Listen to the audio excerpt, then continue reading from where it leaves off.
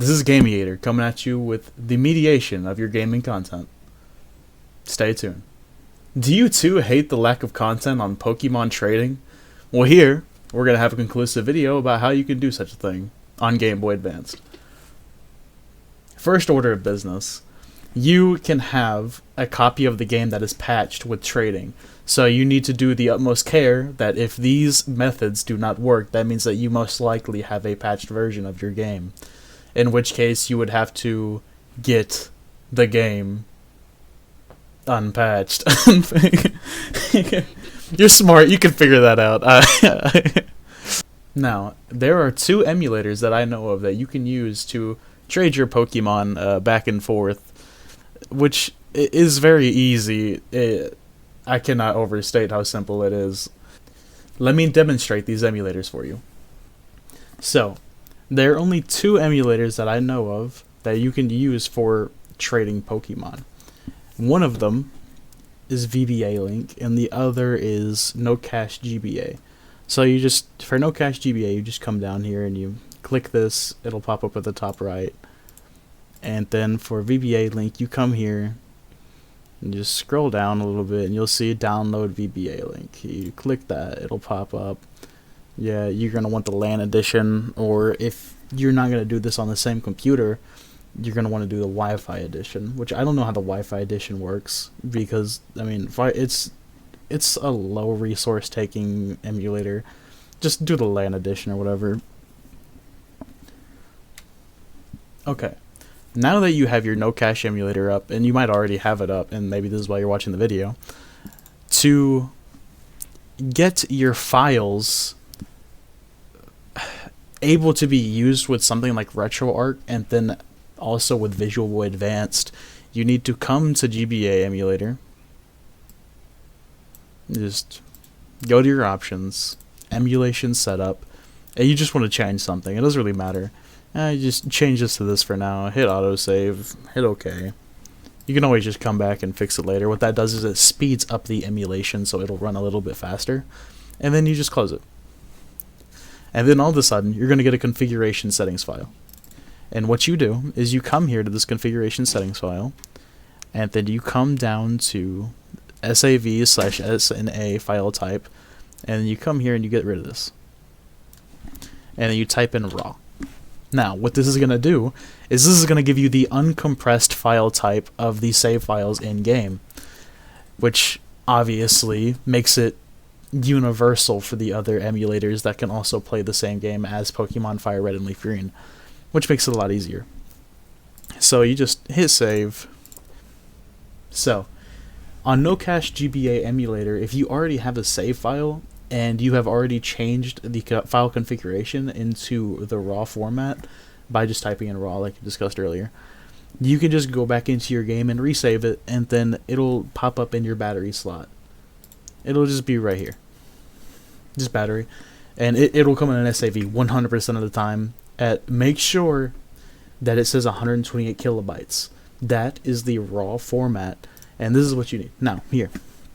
This is what I recommend. I don't use the No Cash GBA emulator for trading Pokemon, because it's very weird. Because you come in here, and all you do is you hit link. It seems simple, but it also uses the same controls. I haven't, this emulator is very old, so I haven't quite figured out how to do this properly. You can't just like press buttons for some reason on this. It's a very strange emulator. So I would recommend just going to the battery, grabbing the SAV file, and just plugging it into the GBA emulator. And all you gotta do is, that's the wrong one, okay.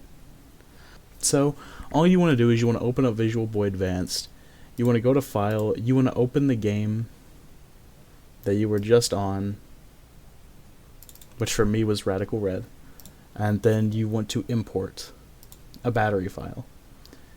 And what you want to do is you want to take this right here. You just click there, and you hit Control-C. You just copy it. There's a couple different ways you can copy. I'll do them both for you right there. Control-C or right-click, then copy. Then you go to File Name right here. You hit Control-V or right-click and paste, like that. And then you hit Open. And then here it is. This is the .sav. So, just hit OK, it's fine. You come here, it'll open. Now, with ROM hacks, the no cache GBA emulator freaks out, and it does not let you control player 2. With the Visual Boy Advanced emulator, however, it does not. It lets you do it, and you can use different controls, or you can just use one controller for both. Whenever you have them both open, like, if you have two Visual Boy Advanced emulators open, they will use the same controls unless you set them differently. But you always have to have the server open, and then other than that, it does not matter. Okay, now here we have our VBA Link emulator. Now, this is just the Visual Boy Advanced emulator, but with a server attached to it. So, you just come in here, you open this twice, and then it'll open two VBA files. 1 for 1 and 2 for 2, you know. And you're also going to want to open this server. It's going to say select a number of players. You're going to hit 2, because, I mean, there's 2 of you. If you're trading Pokemon, it's going to be 2. You're not going to trade Pokemon with 4 people. Now, the server's running. So you could just minimize that.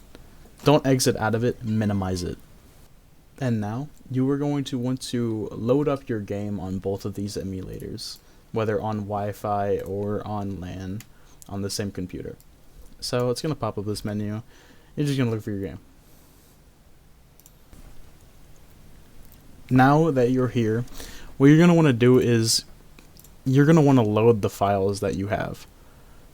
You're going to want to import battery file, and then you're going to want to find your save. Now, it could be in SRM or it could be in .sav. If it's in SRM, no sweat. All you do is you click on the file type extension and you just change the SRM to .sav. It's as simple as that. And for emulators that have a multiple save feature where you can have one character, like no cache GBA, it will have a .sv1, .sv2, and it'll have .sav. So all of these files are interchangeable as long as they are in their raw format, which is 128 kilobytes. And you can turn all of them into any other one. You can turn a .sv1 or .sv. You can turn a .sv100 into a SRM or a SV or SAV. It's that simple.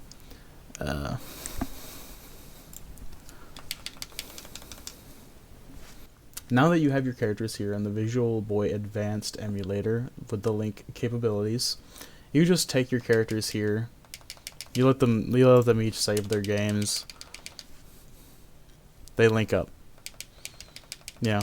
And you come in here and then you just do what normal traders do.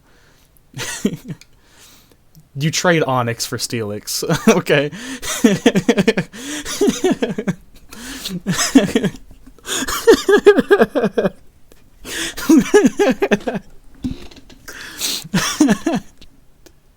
And that is all, folks. Please leave a comment down below if you'd like a guide on something else, and you have been gameated.